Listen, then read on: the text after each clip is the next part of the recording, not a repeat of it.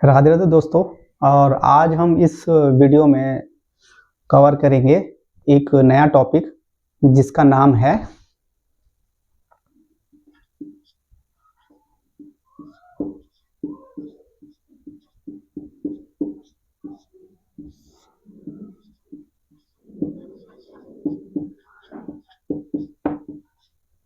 Planet motion. Planet motion यानी कि ग्रहों की गति। ठीक है, तो आज मैं फिर से अपने चैनल पे आप सभी का वेलकम करता हूं और आज हम स्टार्ट करेंगे एक ग्रहों की गति के टॉपिक से।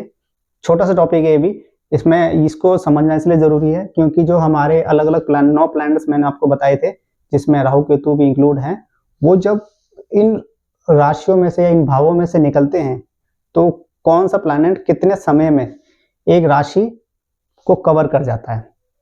ठीक है, तो ये समझना बहुत जरूरी है क्योंकि आज के डेट में जैसे ही हमारे शनिदेव हैं आज के डेट में गोचर में मीन राशि में चल रहे हैं और ये लगभग 2.5 साल के लिए उस राशि में रहेंगे। इसी हिसाब से हर प्लैनेट अपने अपने समय के हिसाब से एक राशि में रहते हैं और उस टाइम पीरियड में ही उसको अपने रिजल्ट और परिणाम भी देते हैं। चाहे वो अच्छे हो सकते हैं, चाहे वो बुरे हो सकते हैं, कुछ भी हो सकते हैं, लेकिन रहेंगे उसी ही राशि में उतने समय के लिए। ठीक है, तो हम ये देखते हैं कि कौन कौन से प्लैनेट कितने कितने समय किस किस राशि में वो रहते हैं। चलिए स्टार्ट करते हैं। तो पहला प्लैनेट हम लेते हैं मून, चंद्रमा।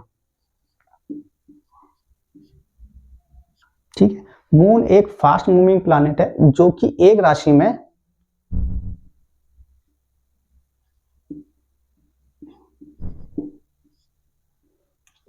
यानी कि एक साइन के अंदर 2.25 दिन रहता है।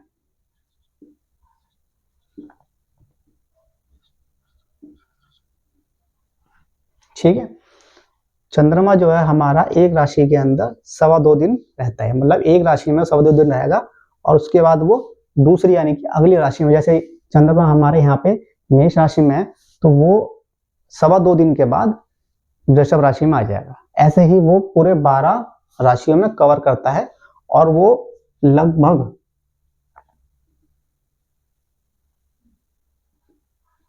12 राशियों को कवर करता है। अप्रॉक्स टाइम है 27 दिनों में। 27 दिनों में वो पूरे 12 राशियों को कवर कर लेता है, इसलिए इसको फास्ट मूविंग प्लैनेट कहते हैं। अब अगला जो हमारा जो प्लैनेट है वो है सूर्य।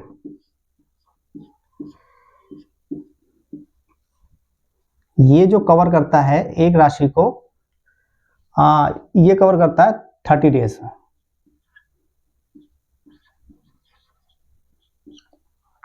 30 डेज में ये एक राशि को कवर करता है और ये पूरे 12 राशियों को कवर करने के लिए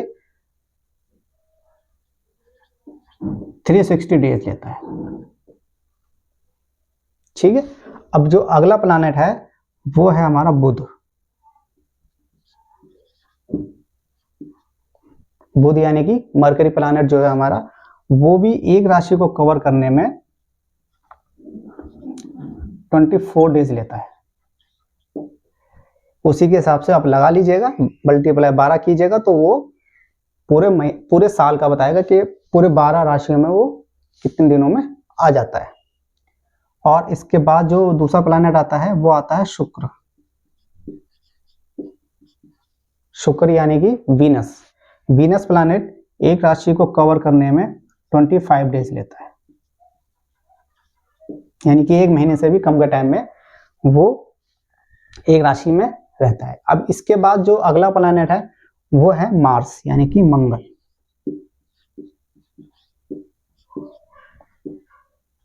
वो एक राशि में कितना समय लेगा? वो एक राशि में समय लेता है 45 डेज का।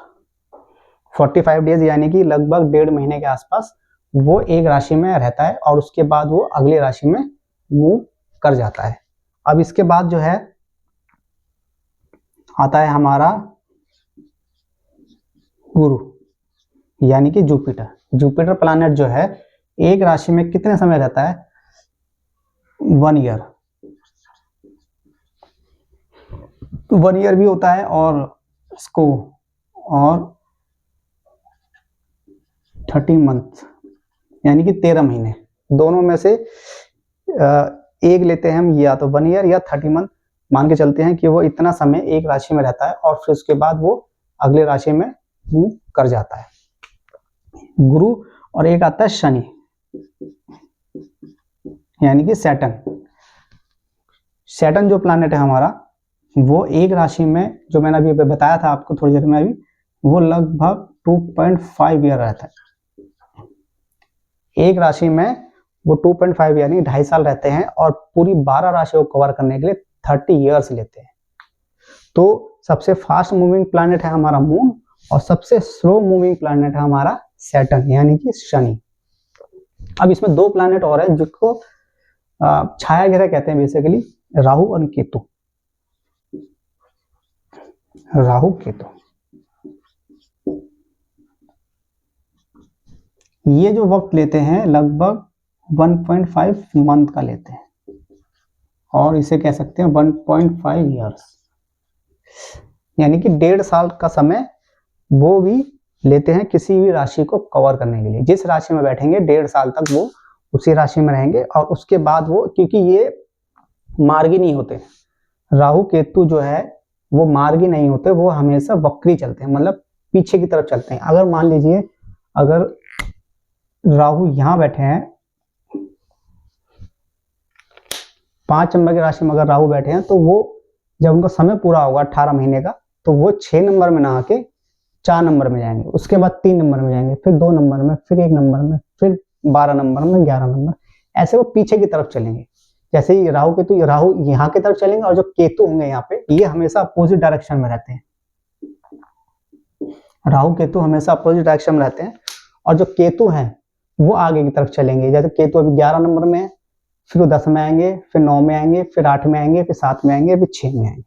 इस तरीके से राहु केतु चलेंगे, इस तरीके से हमारे राहु चलेंगे। ये हमेशा वक्री रहते हैं, मार्गी कभी नहीं होते। और इसमें जो है हमारे ये और ये दोनों प्लैनेट कभी वक्री नहीं होते, ये दोनों प्लैनेट कभी वक्री नहीं होते। इसके अलावा बुध, शुक्र, मंगल, गुरु एंड शनि ये हमारे वक्री भी होते हैं और मार्गी भी होते हैं, ठीक है। और राहु केतु तो हमेशा वक्री ही चलते हैं, मार्गी कभी नहीं होते, ठीक है दोस्तों।